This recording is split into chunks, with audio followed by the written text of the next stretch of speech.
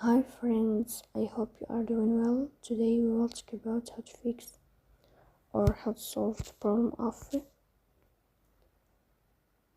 FBS app. We click on settings.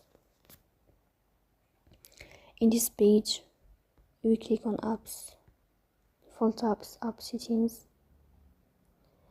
Here in this window, you will search about the application of FBS and you will enter. Then here, as you see, we click on first stop and we click OK. Then we click on storage. Here we click on clear cache.